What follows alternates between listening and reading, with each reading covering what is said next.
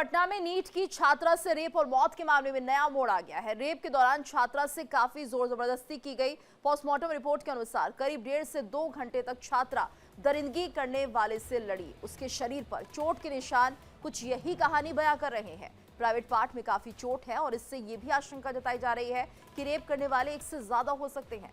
फिलहाल अब पुलिस ने भी छात्रा की रेप की बात को स्वीकार कर लिया है। पोस्टमार्टम रिपोर्ट आने के बाद उस आधार पर जांच तेज कर दी गई है।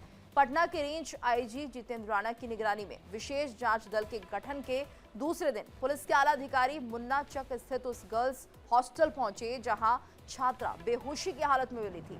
एडीजी कमजोर वर्ग Amit Kumar Jain, range IG Jitendra Rana, SSP Kartikeya के शर्मा, सिटी एसपी पूर्वी सहित एसआईटी की टीम मौके पर पहुंची और करीब 1.5 घंटे तक एडीजी और रेंज आईजी हॉस्टल का मुआयना करते रहे। इस दौरान एसआईटी को भी दिशा निर्देश दिए गए। रेंज आईजी ने बताया कि एसआईटी के साथ घटनास्थल का मुआयना किया है और इसी पर ज्यादा जानकारी के लिए मेरी सहयोगी मोनिका भी जुड़ गई है। मोनिका, तो देखिए जिस तरह से पूरा ये सेक्सुअल असॉल्ट रहा था और ऐसे में अब फिलहाल जिस तरह से परिवार ने शुरुआत से ही बात रखी, लेकिन अब पुलिस इस बात को मान रही है, धीरे धीरे अब चीजें पुख्ता होती हुई नजर आ रही है। बिल्कुल, और देखिए सबसे ज्यादा दुर्भाग्यपूर्ण कहे आगे तो ये बात लगती है क्योंकि पुलिस शुरू में इसे खुदकुशी बता रही थी।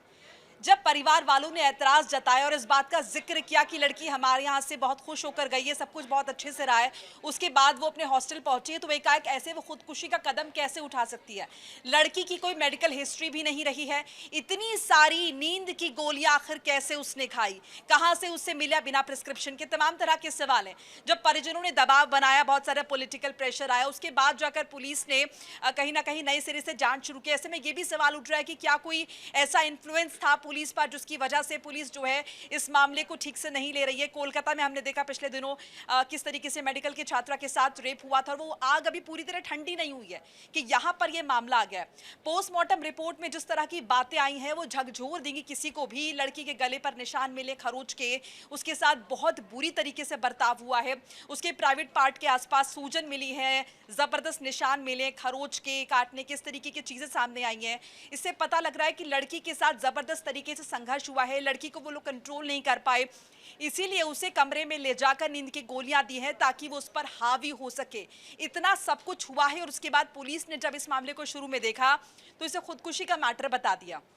अब ये हालांकि देखिए सरकार ने भी इस बात को माना है कि शुरुआत में कहीं ना कहीं पुलिस से जांच में कुछ चूक हुई है, प्रेशर बना है, उसके बाद एसआईटी जांच की बात कही जा रही है। अब पुलिस को होश आया है, तमाम सीसीटीवी खंगाले जा रहे हैं। अब तो इतना तक चेक हो रहा है, एक टीम जो है वो जहानाबाद भी गई है लड़की के। जांच सही तरीके से आगे बढ़ रही है और उम्मीद है कि पीड़िता को जरूर न्याय मिले, क्योंकि अब तो परिवार तो यही चाह रहा था कि जो बता रहे हैं वो सही है, लेकिन उनकी बात कोई सुनने को तैयार नहीं था। अब थोड़ी उम्मीद बनने लगी है, कह सकते हैं। मोनिका, धन्यवाद आपका इस पूरी जानकारी के लिए।